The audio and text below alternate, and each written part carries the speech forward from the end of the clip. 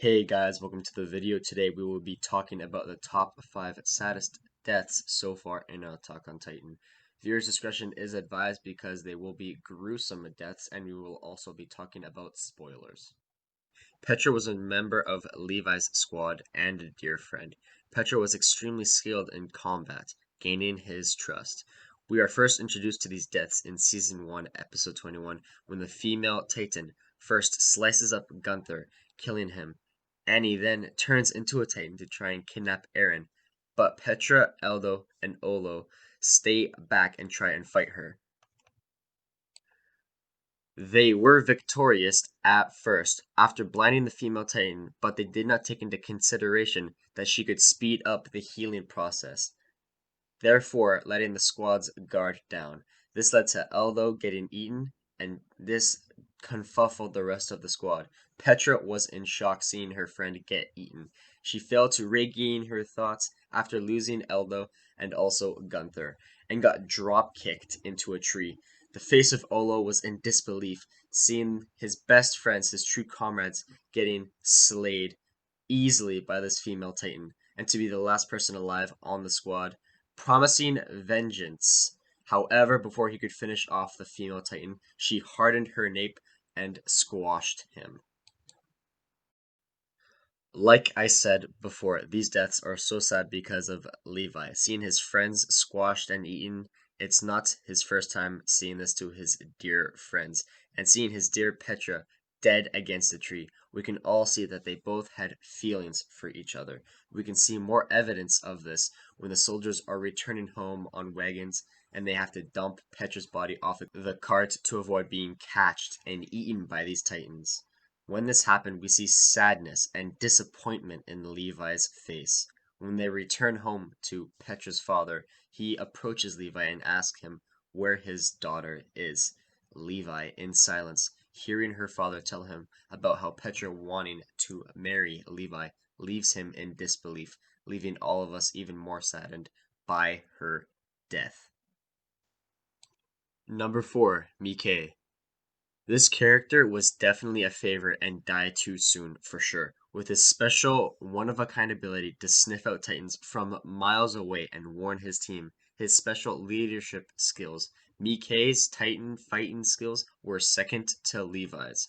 We see Mike at the start of Season 2, Episode 1, leading his team to eliminate a group of titans that appeared out of nowhere within the walls, when a group of titans started sprinting after them and their formation. Mike tells his squad to keep going and sacrifices himself and uses himself as bait to fight all the titans. He tells Gregor to take charge of the squad if he doesn't make it back. Gregor, however, assures that he'll return and tells everyone that his skills are second to Captain Levi's. Mike slays the titans with ease, but encounters the beast titan. Mike's underestimation of this titan, since we have never seen it before yet in the show, and gets his escape horse thrown at him by the beast titan, making him fall off the roof he was sheltering on and into a titan's mouth. The beast titan has control over these titans when he tells the titan to stop eating Mike. Mike, paralyzed with fear, lays down in shock that this titan can talk. However, with Mike, he never stops fighting and remembers his famous quote, "Only when a person stops fighting do they lose." Mike remembers this quote and decides to face the beast titan head on with no ODM gear. But before he even has a chance, the beast titan gets multiple titans to eat Mike alive, giving us one of the most gruesome deaths in the show.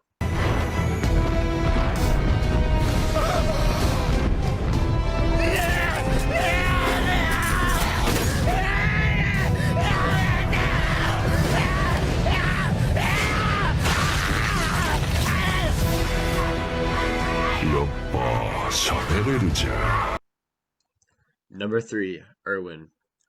Irwin was the commander for the Survey Corps, and it was a one-in-a-kind commander, leading his troops countless of times into battle against these titans, and sadly even more countless deaths. One of the main traits of Irwin that makes him such a great commander is he is prepared to die at any moment with his troops.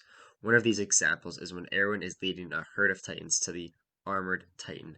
Irwin is suddenly snatched from his horse and gets his arm bitten off and is taken away with this titan.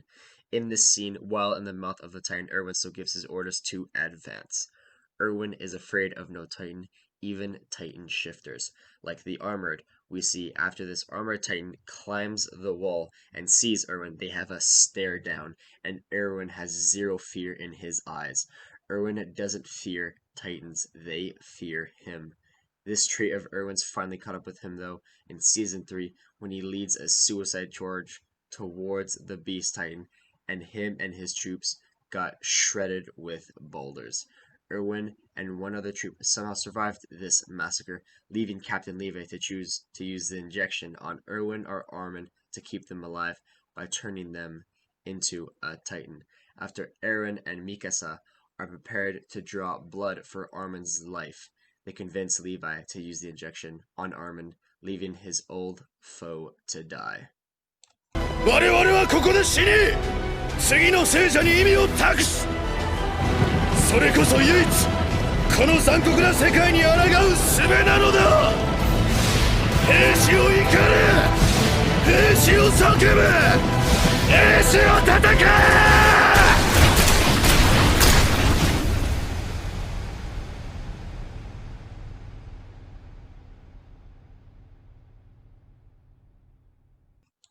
Number 2, Hannes. I know this death might be a little bit of a shocker to be this far down the list, but let me tell you why. In the first episode, we see Hannes has this special connection with the main characters, Eren, Mikasa, and Armin. Hannes was almost like their uncle and caretaker after Eren's mom got eaten by the Smiling Titan in the first episode, and his dad at the time missing. When Eren and Mikasa join the Survey Corps, we see Hannes kind of saddened by this fact that time is going by. We see him talking about the good old times with Mikasa and Armin in Season 2, and that he'll do anything to go back to those good old days with those kids, which we all can kind of relate with. Sometimes we all want to go back to the good old days. Hannes watched those kids grow up and actually truly cared for them with his heart.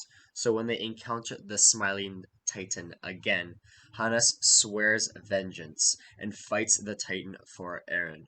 However, this old timer fought one too many battles, and he fought a good one too. The Smiling Titan grabbed him out of midair and ate him in front of Eren and Mikasa, giving Eren a mental breakdown on how truly useless he is against this cruel world.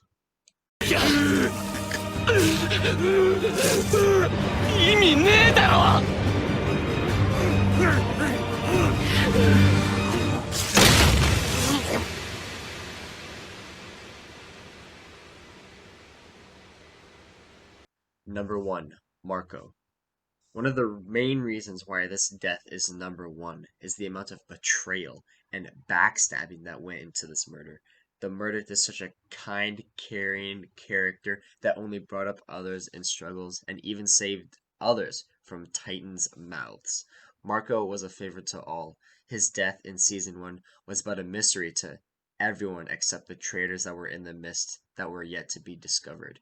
When Jean, a great friend of Marco's, found his body, he was devastated, but something didn't quite add up. As a skilled fighter and one of the top 10 graduates of the corps, his death rattled everyone, and mysteriously, no one saw him die. Later on in the show, we see Reiner and Bertolt and Annie are the murderers for this character, Marco. Being as sharp as he is, he overheard a conversation of Reiner talking about being the armored titan and Bertolt opening the hole. Marco confronted them, asking if they were simply just joking and thought nothing of it, but then fled. Reiner caught up with Marco knowing he is too sharp of a soldier and pinned him down against a ledge with Bertolt. Marco in disbelief. He sees Annie and asks for help from the ones he truly trusted before this encounter. Despite Annie being the coldest out of these three traitors, she shows the most remorse for Marco. While Marco is crying and screaming for help in Annie's face, no one hears his cries. They take his ODM gear, leaving him to get eaten. 巨人が集まるのを待っていたのか。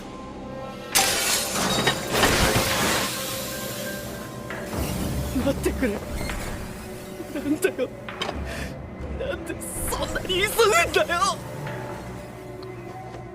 まだちゃんと話し合ってないじゃないか。